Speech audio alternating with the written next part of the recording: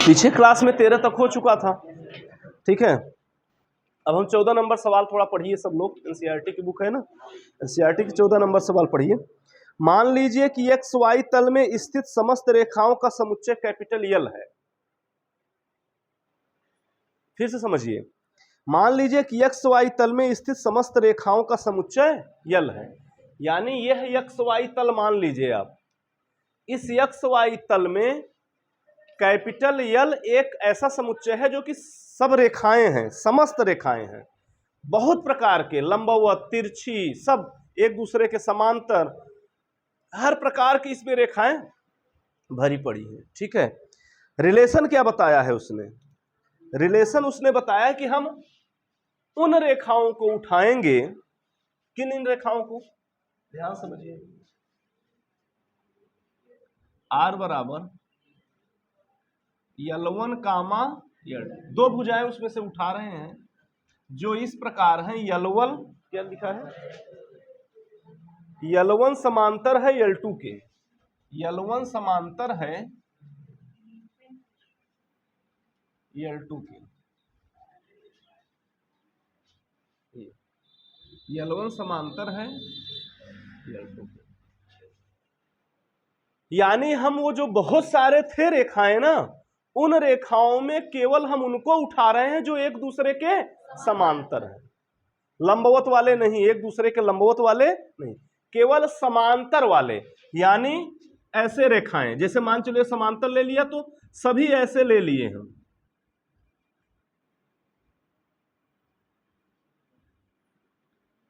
ये सब समांतर ही है ना एक दूसरे के। एक को मान लो तुम ये L1 है, एक को मान लो L2, एक को मान लो L3, L4, L5, कई मान सकते हो आप, क्योंकि हमारे पास जो भुजाएं दी गई हैं वो सब के सब क्या दी गई हैं, समांतर दी गई, हमने मान लिया, ठीक है। अब हमें स्वतुल्य सममित संक्रामक देखना है, यही होना चाहिए, आगे पढ़ लेते हैं। सिद्ध कीजिए कि R एक तुल्यता संबंध है, फिर रेखा y = 2x + 4 से संबंधित समस्त रेखाओं का समुच्चय ज्ञात कीजिए। चलिए उसको हम ये बता देंगे। फिलहाल इसका स्वतुल्य सममित और संक्रामक अपने हाथों से लिखना है। कैसे लिखोगे एक बार मैं समझा दे रहा हूं, लेकिन लिखो अपने से। अगर लिखे नहीं अपने से ना तो फिर आप बोर्ड एग्जाम में लिख नहीं पाएंगे। छापने की दुनिया में बहुत सारी जगह छपी होंगी सवालें, अगर जो छापने वाला इंटरेस्टेड है बच्चे, वो छाप सकते हैं कहीं से भी, अरे बगल वाले कॉपी लेके छाप लेंगे, लेकिन छापिए मत। ध्यान दे लीजिए, आपको लिखना है, एक बार गलत हो जाए, दो बार गलत हो जाए, चाहे जितनी बार, लेकिन उससे शुद्ध करिए, फिर सही करिए, पहले रफ में लिखिए और अच्छे लैंग्वेज में अपने से लिखने की कोशिश करिए। जो लिखना सीख गया वही आगे बढ़ेगा, और लिखना अगर नहीं सीख पाए तो फिर बेकार हो जाओगे। आपके केवल दिमाग में है, जब उसे आगे आप दिखा ही नहीं पाएंगे तो फिर कहां नंबर मिलेगा और क्या होगा आगे। चलिए अब ध्यान सुनिए। मान लिए एक भुजा मैंने ले लिया, स्वतुल्य संबंध के क्या होता है, L1 से L1 में ही देखना है। अरे खुद का खुद के समांतर तो है ही है रेखा ना, L1 L1 के समांतर तो होगा ही, सेम टू सेम ही है, स्वतुल्य है कि नहीं। L1 comma L1 belongs to R, क्योंकि L1 स्वयं के स्वतुल्य होता ही है, या ये समांतर है ही। क्लियर है बात की नहीं। दूसरी बात, L1 L2 के समांतर है तो L2 L1 के समांतर होगा, अतः L1 comma L2 belongs to R, तो L2 comma L1 belongs to R, दोनों एक दूसरे के बिलोंग्स टू होंगे। पलट दो, अरे चाहिए इसके समांतर इसके समांतर, तो सम्मित नहीं सिद्ध कर सकते हैं, कर लेंगे ना।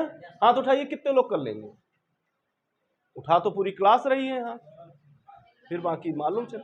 आगे फिर L1 L2 के समांतर है, L2 L3 के समांतर है, तो क्या L1 L3 के समांतर होगा, ऑलरेडी दिख रहा है ना, तो इसके भी समांतर होगा, तो ये संक्रामक भी संबंध है, अतः ये क्या है, एक तुल्यता संबंध है, तीन के तीनों सिद्ध कर सकते हो। अब इसमें कुछ कोई टेक्निकल बात हो तो आप पूछिए कि आपको समझ में नहीं आ रहा है, कर लेंगे कि नहीं तुल्यता तक। अब आगे चलते हैं, y बराबर 2x + 4, y बराबर 2x + 4 मान के चलो इस रेखा का ये समीकरण है, क्लास 11th में था या कहाँ था? क्लास 11th में था, निर्देशांक ज्यामिति पढ़ाया गया ना। अगर एक दूसरे के समांतर खींचा जाता है, एक दूसरे के समांतर अगर हम रेखाएं खींचते हैं तो उनके ढाल बराबर होते हैं, m1 बराबर m2। याद करिए, m1 बराबर m2, y बराबर mx प्लस सी, y बराबर mx प्लस सी।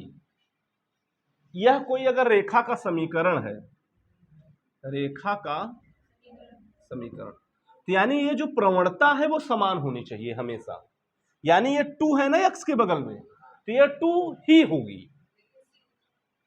लेकिन यहां का मान भले ही बदल जाए, देखो y अक्ष तो होगा ही होगा, y अक्ष में ही खींचते हैं हम ना, कोई रेखा खींचते हैं तो 2D में एक्स वाई तल में ही तो खींचेंगे।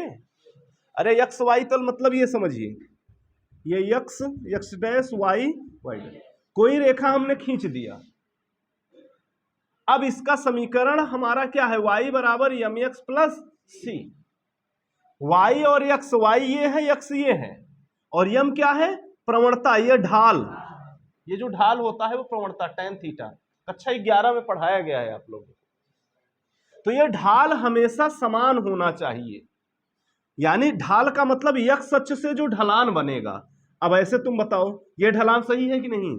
ये खींच लो जी, ये भी ढलान वही होनी चाहिए, ये खींच लीजिए, ये ढलान वही होनी चाहिए।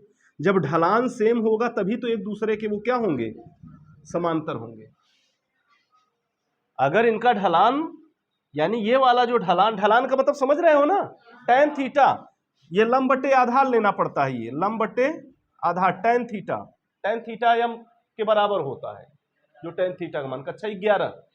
तो ये जो ढलान होता है वो बराबर होना चाहिए। तो यहां ढलान इसका क्या है? 2, ये सेम होना चाहिए। बाकी c का मान मतलब ऐसे होता है, जैसे ये है c, ये है c, तो c बदलता रहेगा, यानी 4 का मान बदल सकता है, लेकिन यम जो x के बगल में है उसका मान बदलना नहीं चाहिए। तुलना करिए, यम का मान कितना है? 2, और ये मान कुछ भी हो सकता है। c का मतलब होता है y अक्ष पे जो कटा हुआ भाग है। देखो इसका इतना कटा हुआ है, इसका तो कटा ही नहीं, इधर माइनस में कटा है, ऐसे ये कटा है। समझ रहे हैं बात को?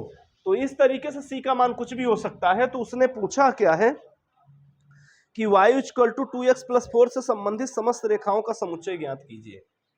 तो लिख लीजिएगा ना, y बराबर 2x प्लस 4 से संबंधित समस्त रेखाओं का समुच्चय y बराबर mx प्लस c होगा। m की जगह 2 कर देना, y बराबर 2x प्लस c होगा। कुछ नहीं लिखना है। क्या लिखना है? ध्यान समझिए, रेखा y बराबर 2x प्लस 4 से संबंधित समस्त रेखाओं का समुच्चय y बराबर 2x प्लस c होगा। खत्म। लिख लेंगे कि नहीं? जहां उसने कहा है ज्ञात कीजिए वहां पर कर देना कि y बराबर ये, y बराबर 2x प्लस c होगा। लिख लेंगे, हो जाएगा। ठीक है, इसको हटा दें। अब इसको करने की कोशिश करिएगा, नहीं करेंगे तो फिर फंस जाएंगे आप।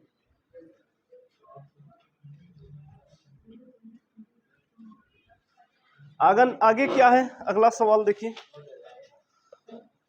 15 नंबर। एक समुच्चय दिया है 1, 2, 3, 4, है ना? रिलेशन, ये सवाल तो बहुत पहले आप लगा चुके हो, कल भी लगा चुके थे, है ना? समुच्चय दिया है 1, 2, 3, 4, ठीक है, ये आपने दे रखा है। ये समुच्चय मान लीजिए A है, और उसके बाद एक रिलेशन भी दिया है 1, 2, 2, 2, 1, 1। 15 नंबर सवाल वैसे कितने लोगों ने लगा रखा है? हाथ उठाएं, कितने लोग लगा लेंगे? अरे सममित स्वतुल्य संक्रामक सिद्ध करना है, कई बार आपने कर लिया है, इसको भी अपने से करिए, बताएंगे नहीं, ठीक है? और नहीं आएगा तो फिर बताना, बता देंगे।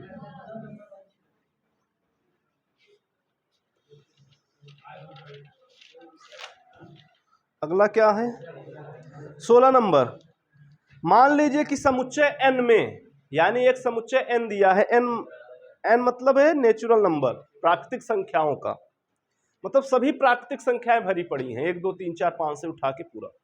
n का मतलब तो यही होता है ना, n का मतलब तो यही होता है।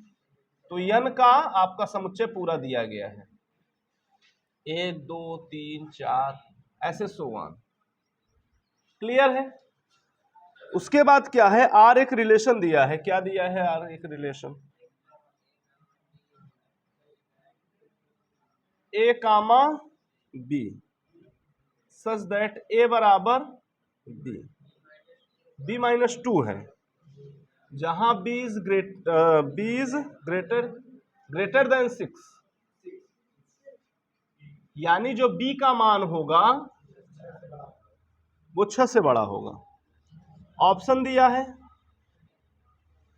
2 कामा 4 बिलोंग्स टू R, B दिया है 3 कामा 8 बिलोंग्स टू R, C क्या दिया है 6 कामा 8 बिलोंग्स टू R, और D क्या दिया है 8 कामा 7 बिलोंग्स टू R। यही दिया गया है। देखिए ध्यान से, इसमें A और B इस प्रकार से ये चीजें लिखी हुई हैं। ध्यान क्या देना है आपको कि जो B-2 दिया है ना, A का मान जो आएगा वो B में से 2 घट के आएगा, यानी जो भी B का मान होगा उससे 2 कम आएगा। A का मान B में से 2 कम आएगा। देखिए 2 कम क्या है, 4 2 सही है, 3 ये 3 8 3, ये 3 का क्या कहते हैं, 3 का कॉम्बिनेशन है, मतलब 2 ही कम होने चाहिए ना A का मान, ये गड़बड़ है, ये सही है। 8 7 ये भी गलत है, 8 कामा 7 1 का अंतर है, जबकि अंतर कितने का होना चाहिए, 2 का होना चाहिए ना। अरे A का मान जो भी, यानी जो पहला वाला होगा वह B वाले से 2 कम होगा, तो 2 कम है कि ज्यादा है, ये तो ज्यादा है। अब हमारे पास 2 ही मैटर फंसा, देखो ये 4 2 कम है ना, यानी A का मान जो आएगा वो B वाले से 2 कम आएगा। यही चीज ये एक्सप्लेन किया है। तो यह भी है, यह भी है, लेकिन एक बात उन्होंने और कहा, B का मान जो है वो ग्रेटर देन 6 है, यानी B का मान 6 से बड़ा है। B का मान 6 से बड़ा कहाँ है, ये 4 है ना, ये भी कट गया, क्या सही होना चाहिए ये। अब देखिए ये सिद्ध है, 8 है, 6 से बड़ा है B का मान, और A का मान जो आएगा वो B से 2 कम है। देखो इससे 2 कम है, 6 ही तो है, यानी ऑप्शन नंबर क्या होगा, C सही है। इसको लगाने की आवश्यकता नहीं है, केवल रिलेशन देखिए और ऑब्जेक्टिव क्वेश्चन है, आप ऑब्जेक्टिव लगा लीजिए। क्लियर है? इस तरीके से यह प्रश्नावली आपकी सही हुई। हर एक सवाल आप शुरू से लेके लास्ट तक देखिए, है ना, कहाँ कैसी दिक्कतें हैं, पूरी सवालें लगा के आइए, और उसके बाद जो भी दिक्कत है वो पूछिएगा, ये खत्म करिए। ठीक है, बहुत हो गया।